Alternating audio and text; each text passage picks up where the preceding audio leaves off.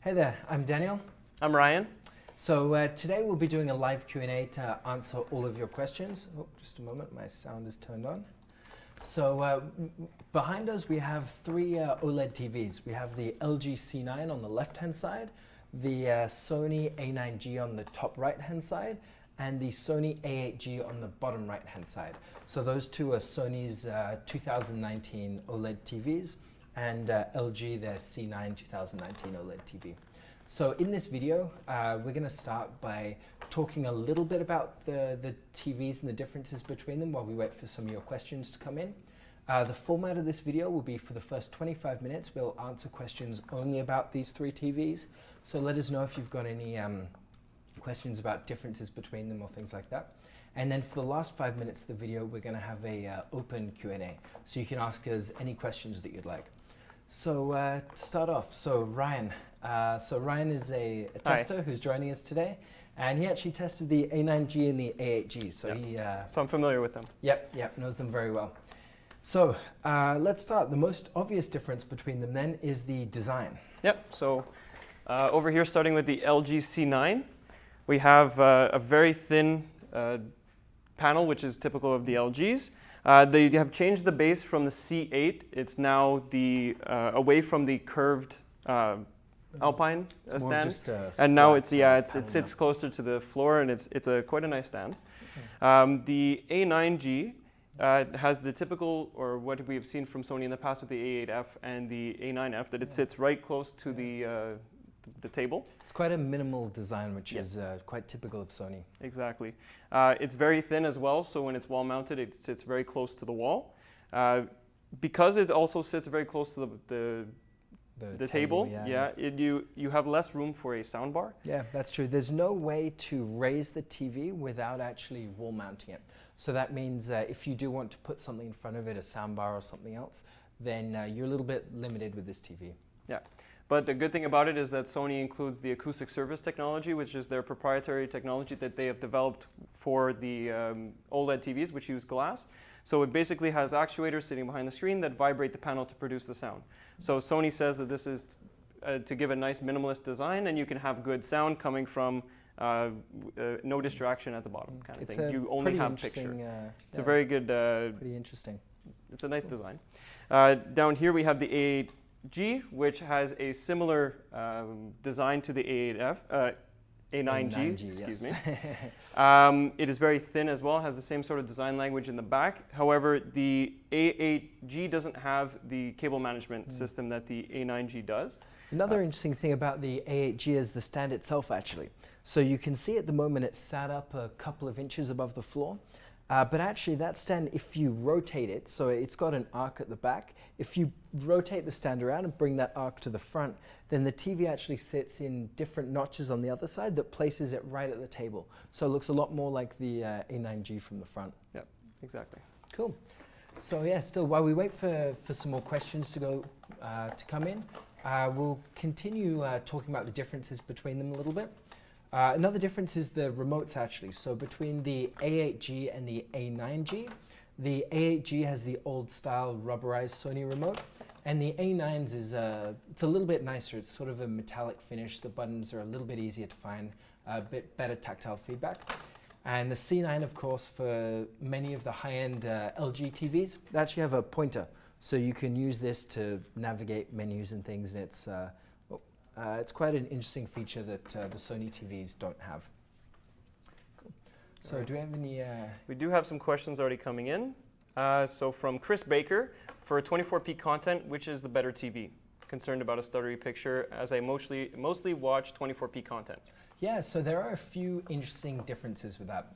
The first thing is that for OLED TVs, 24p content, if you display it at their native frame rate, so without motion interpolation, then you will get that stuttery effect. So anyone that's watched an OLED TV, they'll notice that because the transition between frames is so quick, it's almost instantaneous, there's almost no motion blur as a result of persistence. And the TVs use a sample and hold technology, which means that you do end up with a stuttery image on 24p content.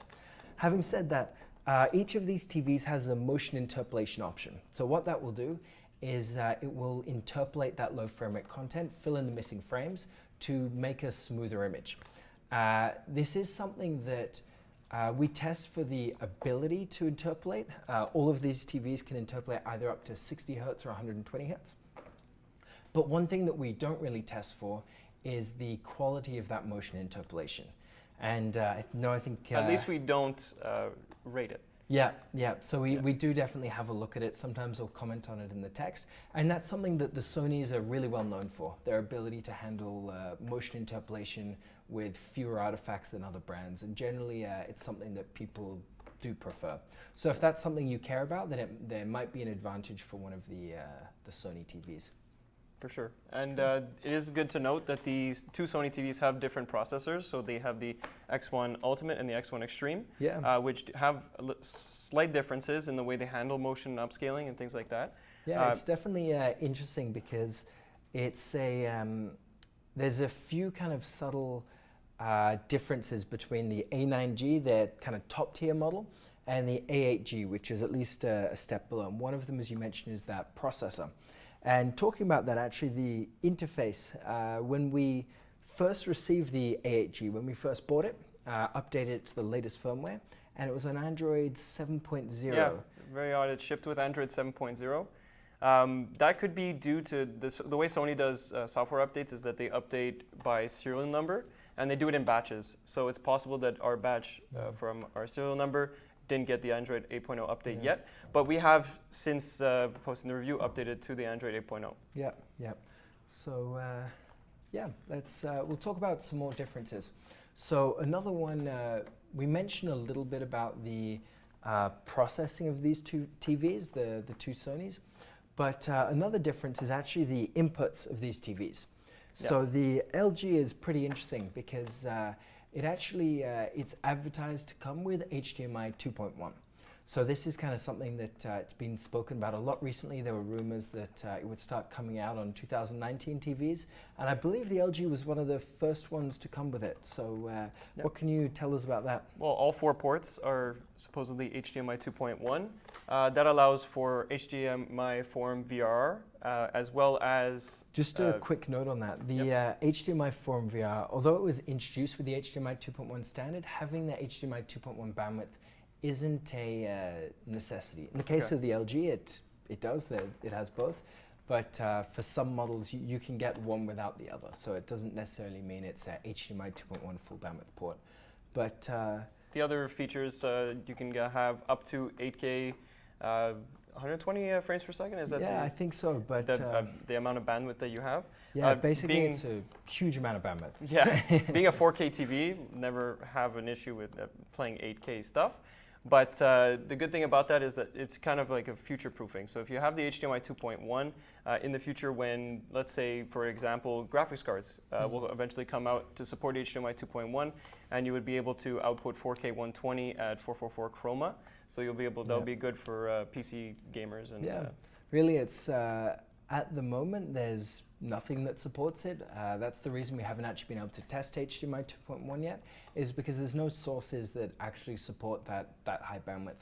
So it's something that if you care about future proofing, maybe that's a consideration.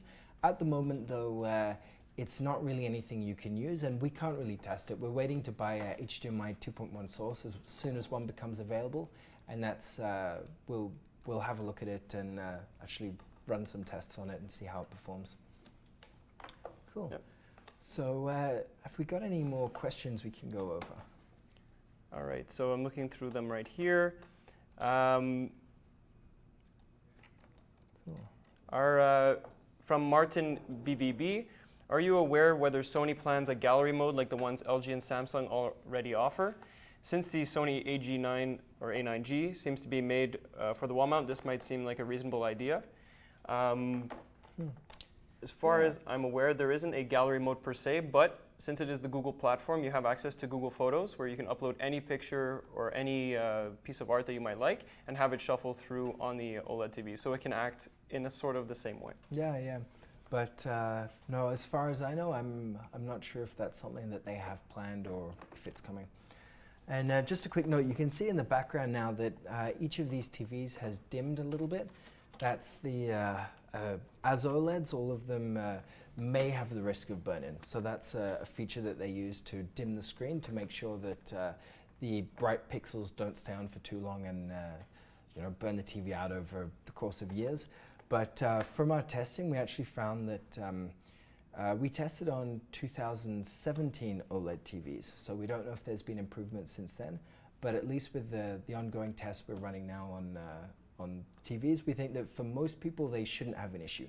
So definitely with these extra features to like dim the TV over time and things like that, if you leave static content there, it's unlikely to be a problem, and it's not really a differentiator between these TVs either. It's something inherent to the technology, so it's not really a reason to choose a Sony over an LG or anything like that. And actually, they each use the same panels. Yes. So yeah. As we saw from our pixel photo during testing, each of these three TVs use the identical same panel. Yeah. So although you can see the panel differences from year to year, between the three of these, they actually they look identical. So as a result, many of the common aspects of the picture quality are very similar between them. Things like they all can produce perfect blacks. They have the standard motion we mentioned earlier about like the stutter that's sort of inherent to OLED TVs. Of course, you can use something like motion interpolation to remove that, but overall the bulk of the performance is basically the same because they use the same panel, same technology. And then the big differentiators would be the processing beyond that. Yeah, exactly. So some people, they like Sony TVs for, as we mentioned, the motion interpolation, but there's also like the upscaling or the gradient. Gradient, yep. That some people prefer the processing of Sony TVs, and they allow more options to customize it as you prefer. So that might be something that you could care about. Victor Abia is asking, where is Cedric? Good question. He's not here at the moment, but he's still working here. But no, today we've got Ryan. So yeah. All right. So we already asked. Someone mentioned here, Michael Ward, the LG C9 is more accurate than the Sony this year, 0.91 DE compared to 1.07. So that was a little bit of a surprise to us when we were testing this, because we've generally found that the Sony TVs in the past, they seem to be, when we bought them out of the box, the accuracy was a little bit better. But this year, that small difference isn't really noticeable. It's, although the average DE varies a little bit, I mean, that could be due to variance between units. We only buy one of each model, so we only have one A9G. So it's hard for us to say, in general, how other units might perform. And with these relatively small differences, you might find that it's basically the unit that you buy that one of them will perform a little bit better, one of them will perform a little bit worse. So. Yeah. All right. So DeWitt O'Reilly, excuse me if I'm mispronouncing it, is asking, who seems to do better with noise reduction and smooth gradients? Yeah, so this is something that, as we mentioned earlier, generally people prefer the processing of Sony TVs. And this is the sort of feature that they're talking about. Definitely LGs like the C9, it's been getting better. It used to be more of a differentiator, that people used to care more about the differences between brands because of this. But now it seems that it's converging a little bit. A lot of people will still give an edge to Sony, but overall it's something that it's not a big differentiator between them. All right, we have a question from just P.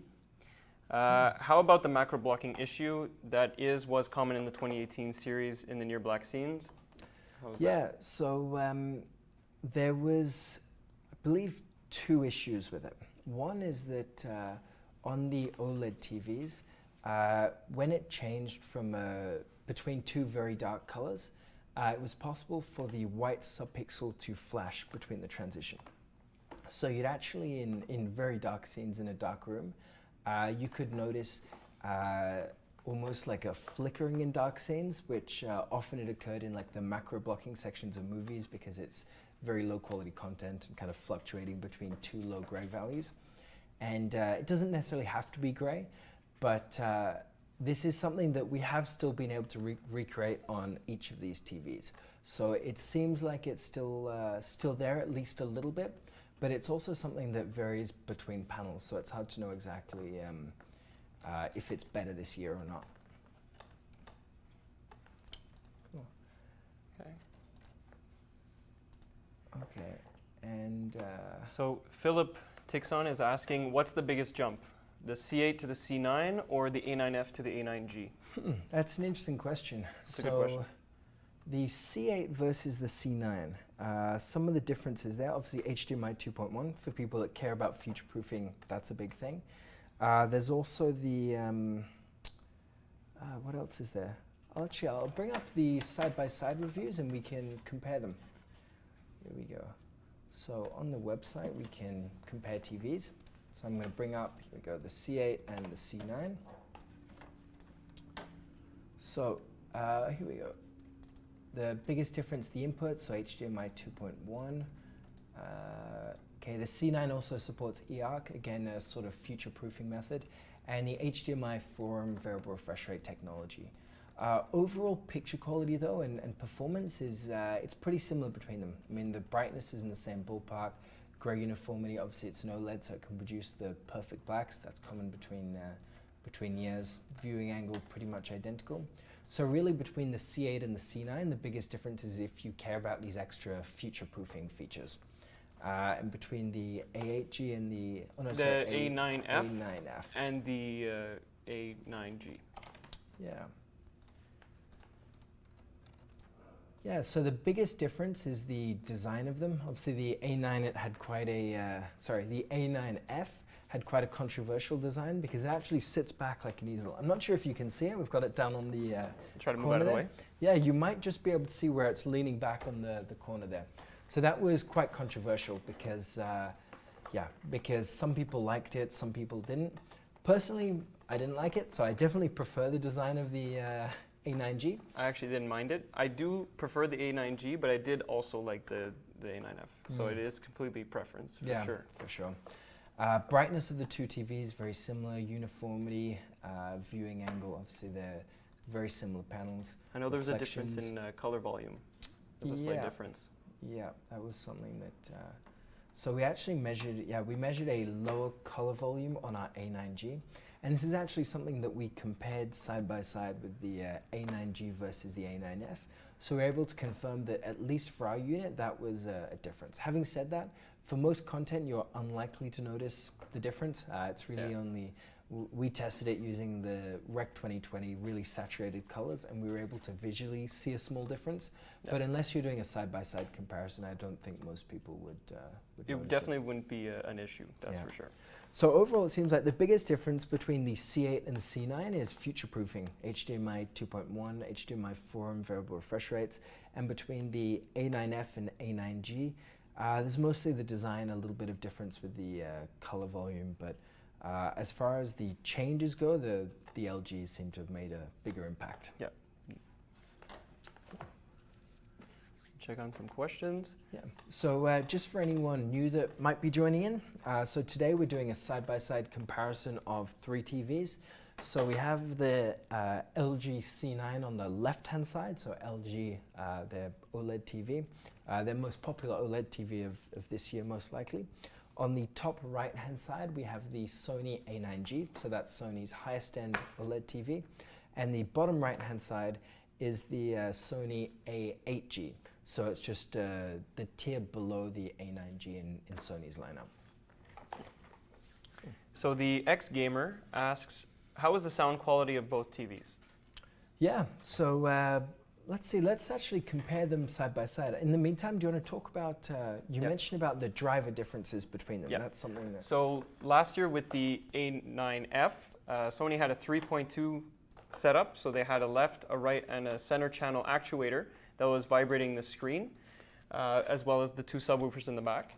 So this year, instead of having the center channel, they've actually removed it and changed it for different actuators. So they say they have improved the sound quality by setting it to a 2.2 system to have a stereo image.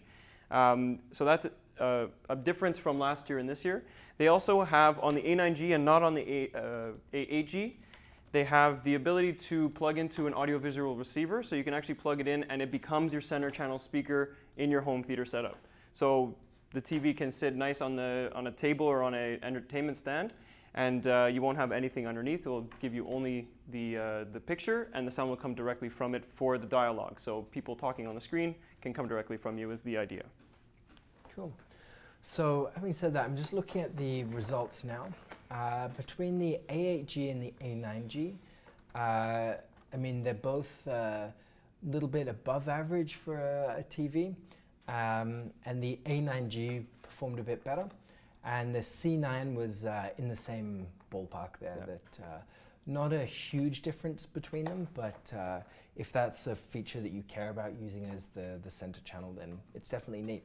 But overall, if you really do care about sound, then your best option is really an external system. Yeah, so, whether it be a soundbar or speakers with a receiver. Yeah, yeah.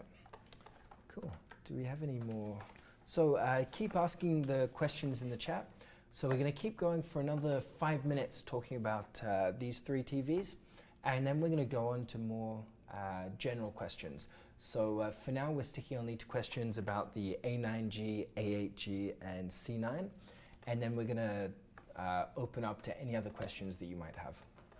Okay, so S&D is asking, other sources showed no difference in color volume between the A9F and the A9G. Do you think the color volume differences is due to panel variance? That's a really good question, actually. In short, we don't really know. And the reason we don't know is we only buy one of each model. So we only bought one A9G, one A8G, that's the one. And so it's hard to say how much unit variance there is. Obviously the manufacturers, they should know that a little bit better than we do, but because we can only buy individual units, we are a little bit limited. Having said that, we were able to compare them side by side with a Rec 2020 HDR signal, and we were able to confirm our measurements visually that definitely for us the A9G performed a little bit worse. Having said that, if you're comparing them just using normal content, which is a great baseline, because that's what you'll see, then the difference is really it's not really noticeable. So it's hard to say if some of that might be panel variance. And the A9G still looked great, so that's not a worry either. Yeah, yeah. Cool. So maybe we can go over some of the main differences. We've spoken about many of them, but basically, so in short, between the A8G and the A9G, they obviously have different designs. The overall performance, though, is quite similar. They both use OLED panels, the same OLED panel, but there's a few differences. Things like the remote, the A9G has a slightly better remote. I think maybe the interface is a little bit faster. They have the new quick menu, so they have a little, I don't know if this will come up, but you have a little quick menu that comes up so you can quickly access brightness, the picture mode, the sound mode, anything like that, which is a nice addition. That's a very welcome addition. Yeah. Yeah, so overall it's, there's a few differences with the A9G, but the overall performance is quite similar. The C9, on the other hand, is a bit different. So it supports HDMI 2.1. We haven't mentioned input lag yet, but input lag actually is a difference between them. So the C9, it has lower input lag for gamers, which might be something that, you know, if you're playing on a console or PC or something, that might be something that you care about. Having said that, Sony has been getting better year on year. So it's no longer as big a difference as it used to be, especially compared to the A9, I believe. That's a little bit better than the A8. Yep. And other differences, so the C9 supports HDMI 4ohms variable refresh rate. So that works a little bit like FreeSync or G-Sync. So it's a way to synchronize the refresh of the display to whatever your source is. So that helps to remove some screen tearing in games and things. The bad news is, though, that there's not a lot that supports HDMI 4ohm variable refresh rate. So we tested it on our Xbox. But other than that, there's no NVIDIA PCs, there's no AMD PCs that'll actually support it. It is a different technology to FreeSync or G-Sync. So while it might get more widespread adoption in the future, at the moment it's really only the Xbox. All right. Cool. I think actually, so we only have 5 minutes left. Okay. So we're going to open up to some more general questions. So feel free to ask us, questions about anything. It doesn't necessarily have to be about these 3 TVs, but yeah. A quick question here. Brent Acosta is asking, where is the P-Series Quantum X review? Oh yeah, good question. So we published that this morning. Yeah. That took a very long time for us to review. Everything was checked, double checked, compared side by side, compared to the P Quantum from last year. So it has been a bit delayed, but definitely feel free to have a look at it. Let us know what you think, and leave us any questions or comments if you want anything to be clarified. I'm sorry about the name. Ployeth 9000 is asking, should I buy a 55-inch C9 for $1,649 or a 65-inch for $2,300 new right now? It's a good question. So it really depends if you can afford it, basically. Generally, bigger is better. It depends a little bit your distance. Some people might find that the field of view is a bit wide, but for most people, you really get used to a bigger TV. So a lot of people, they'll be upgrading from like 43-inch to 55-inch to 65 to 75. And unless it's really too big for you, bigger is better. Having said that, if it's worth it, it really depends on what you care about. Some people, although they get used to like a 55-inch size or something, they might want something a bit bigger. It might not be worth the extra money. So it's up to you and your individual situation. P again is asking, did you guys test the Ouisa feature on the C9? Any clue how good it really works? That's a good question, actually. We haven't tested it, but it is it's the wireless, new wireless sound standard. So basically, as far as I know, you should be able to basically wirelessly pair it or stream the audio from the TV to your surround sound system. Unfortunately, that's not something that we've tested, so we can't really comment on its performance. Christian Geese has a question here.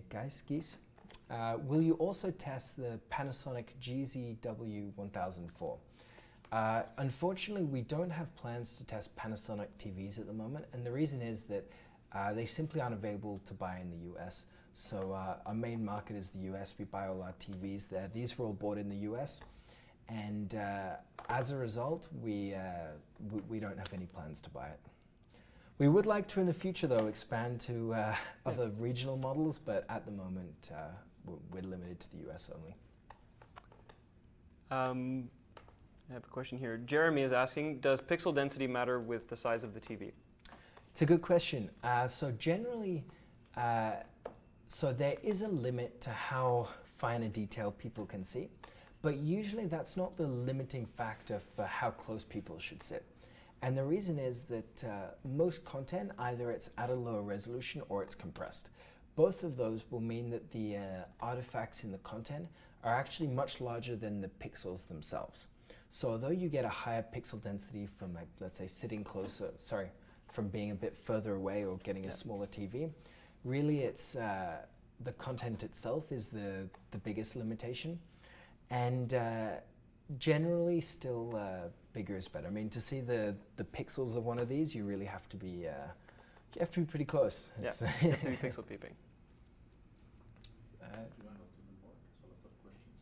Yeah, we'll keep going for another few minutes at least, maybe another 5-10 minutes, because it's quite a few questions. There's a lot of questions coming through, so it's good to answer them.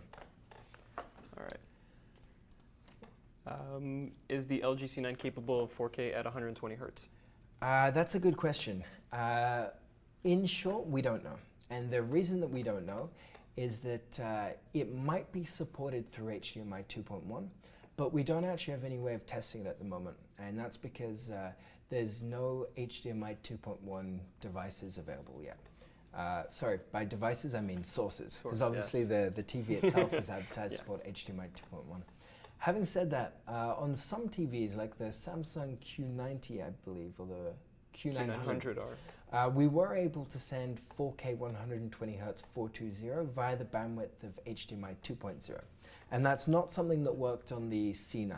So it might be that it requires a HDMI 2.1 source, but we simply don't know. Always Viral is asking, what is your conclusion on picture quality of both compared? And I'll extend that further. Which one do you prefer? So between the three of these TVs? Yes. That's a tricky question. Personally, I care more about the low input lag of the C9 than the other features on the Sony TVs. So for me, although the overall picture quality of them is quite similar, the Sonys are known for better processing, better motion interpolation. It's not something we really evaluate at the moment, but it's something that people care about. But for me, really, the input lag is the sort of killer feature there. How about you? I was tempted to say the C9 as well. There's something about Android that I actually very much like, as well as the design of the new Sony. The fact that it has the nice cable management in the back, or you can mount it very slim to the wall, is something that's really interesting to me. Yeah. That doesn't mean the C9 is thick. It also mounts very close to the wall as well. I just really do like the design language of the Sony. As well as it has low input lag as well. It's not as good as the C9, but it still is competitive, and it still is it would work well. That is the reason I would take the A9G over the A8G personally, is for the input lag, because they're very similar in design. And having said that though, as I said, there are a lot of people that care about, like, if you use motion interpolation. There's a few people that we work with that absolutely love that feature. Put it on everything, and like watching movies and stuff. And for them, I believe Sony is the way to go, because that's something that they do kind of, they care a lot about. But, cool. We had a question here from DBI Design. Does HDR contribute more to image retention than non-HDR content? That's an interesting question, because a lot of people hear HDR and they think brighter and more vivid and things like that. But that's not always the case. And the reason is that most content is mastered to a certain picture level, or APL. And generally, it's about 100 nits APL. I believe it's been increasing a little bit over time as people want to take, studios, or they want to take more advantage of the brighter and wider colors. But generally, HDR content isn't really brighter than SDR content. So, and a lot of people as well, when watching HDR, you kind of follow the reference, so you're almost stuck to what the content creator intended, which for some people that's great. They love an accurate image. For others though, they want to boost the brightness a bit. And that's something that I think is more common with SDR, that you can just basically turn up the brightness. So in short, I don't expect there to be much difference in image retention or burn-in between SDR and HDR. And in many cases, HDR could perform even better, simply because the average picture level is lower than what a lot of people watch in SDR. I'm seeing here that Paulo Amarim is mentioning eArc. That is a difference that we had not mentioned. I believe C9? the C9 and the A9G support eArc. The A8G does not support eArc, but it's still capable of passing through Dolby Atmos, I believe, through a Dolby Digital Plus signal. Yeah, that's right. So if you care about basically more audio bandwidth, so more, what's the word? I guess it's a higher bandwidth, information dense, like Atmos or things like that, then or 5.1 PCM, I believe, is possible on eArc as well. Sorry, then that's something that you might care about. Okay, another interesting question here from Dark Lark. Hello ratings, great content. Do you guys think that new OLED TVs have finally beat the plasma picture quality? Thanks. That's a tough question to ask and answer. And the reason is that they're different. OLED TVs, they perform differently, mostly for motion compared to plasma TVs. And the differences are that plasma TVs refresh sort of fields of the image, So the whole image is flickering basically all the time, which produces a certain type of motion if you're following a moving object and it's flickering and different colors are flickering. And some people absolutely love that. Having said that, OLED TVs, for some people, they prefer this motion. So really it depends a little bit what you're used to and what you care about. OLED TVs do have other advantages though. So they're able to produce perfectly deep blacks. They can get much brighter than plasmas could do. And well, I guess a big one, they're currently being produced. So they're continuing to evolve a little bit and improve. So. Yeah. All right. So Futron asks, I'd like to know which TVs support 50 FPS videos on YouTube. Can you tell me right now or add such information to your reviews? That's a good question. I believe that most TVs will, almost any TV I think with the Sony TVs, they'll run YouTube at 60 FPS. So it's not something that we currently test for, but off the top of my head, I don't think you should have a problem with that, assuming you have enough bandwidth. And Michelle Alexandria has asked, what do you do with all these TVs after you're done? So basically, we buy TVs and keep them till they're discontinued. The reason we keep them is for things like this. We want to be able to compare them side by side when new models come out. We want to be able to verify our results and check them, and also keep updating them with new firmware. So when we first bought the A8G, came with Android 7.0, but it's since been updated to Android 8.0. So we keep it so we're able to retest and keep the reviews up to date. When they're discontinued, though, we do sell the TVs locally, so we recoup back at least some of the cost. Yeah. Wade-in is asking, going back to the plasmas, what is the reason plasmas stopped being made if they were superior? Power and cost of making them? It's a good question. Personally, I think it's about the they don't have the vivid image that LCDs do. So if you're looking, a lot of people choose TVs in a store. And LCDs really have the advantage of that brighter image, that they have the bright backlights. So at least that's, from what I understand, maybe one of the reasons, but I don't actually know overall what happened. It was kind of, overall they just kind of died out after a few years. Cool. So we only have 3 minutes left. So make sure you do leave your questions in the chat if you've got anything that you'd like to ask us.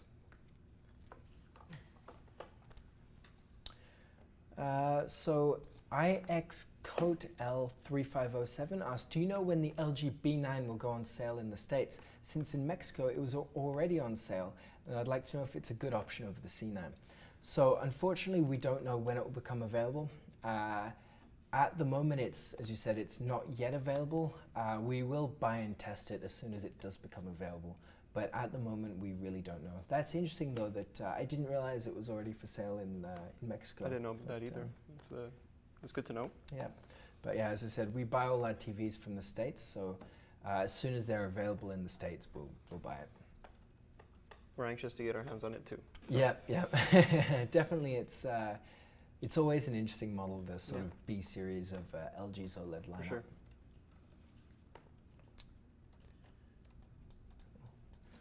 So a couple more minutes. Let's go through a couple more questions, and then we'll wrap it up. G-Man is asking, why don't companies produce a high-end TV at a lower panel size? It's a good question, and that's something that we do get a lot of questions from people that care about. They're limited by space, or they sit close to the TV or something, or they simply don't want a larger one. So we do get questions from people that, especially 43-inch gaming TVs, people want a high-end 43-inch gaming TV, at least based on the questions that we get. I don't know why it is. It seems that in general, everything's moving towards bigger and bigger TVs. So it seems like only really the low to mid-range TVs available in those smaller sizes. And the smaller sizes at the moment, it's really 49-inch and below. So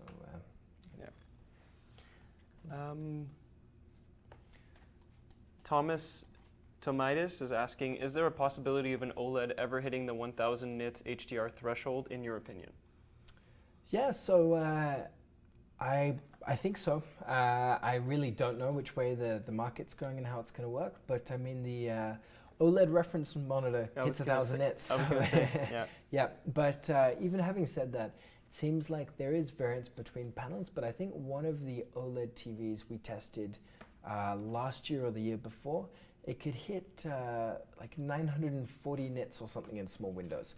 I'm going to see if I can find, for some reason I think it might have been the B8, which was very bright. I'll open this up. Okay. My internet's not really loading very fast, so I'll ignore that for now. But, oh, here we go. No, not the B8, 'cause that's 720 nits. But Was it maybe the C8 or the E8? yeah, it could have been. I don't remember exactly, but I believe let's get close to that 1,000 nit number, at least on small windows. But one of the, here we go. Oh, wow. So the C8 from last year, we actually measured a HDR peak 2% window of 979 nits. Having said that, in real content, it was closer to 670. But one of the big things about these brightness numbers is it varies so much depending on the content. So really, if you've got a content with higher APL, average picture level, especially on OLED TVs, you'll find that the brightness of those highlights will drop off simply because of, I believe it's a power limitation or heat dissipation. Okay. So I think we'll go through the last question, and then after that we'll be done here. So Charlie Dutat is asking, is HDR better on LCD screens? that's another interesting question. And really a lot of it seems to come down to personal preference. And the reason is that if you're in a dark room watching a OLED TV, it can produce those perfectly deep blacks, which looks great. They can produce a wide range of colors, which is also good, the wide color gamut. But even then, some people prefer the high brightness of an LCD, with the impact or punch of those bright highlights. So it really depends what you care more about, and it seems some people prefer one or the other. Out of curiosity, what do you think? I'm more a fan of the OLEDs, so I prefer the deep dark blacks as opposed to the bright highlights. I do want to see the OLEDs get brighter and be able to do both, but I'm more on the side of perfect blacks at the current moment. Yeah, because as you'll see, we published the P Quantum X review this morning, and one of the first things I think the tester of that review said was like, wow, this TV's bright, and it's impressive. It is. So I think overall it depends what you care about. So that was the last question. Thanks for tuning in. Thanks for asking us all your questions. I definitely enjoyed getting through them, and it's a good opportunity to see what you guys care about. And but yeah, thanks for watching. Thank you. Cool. We'll see you next time. Bye. Bye.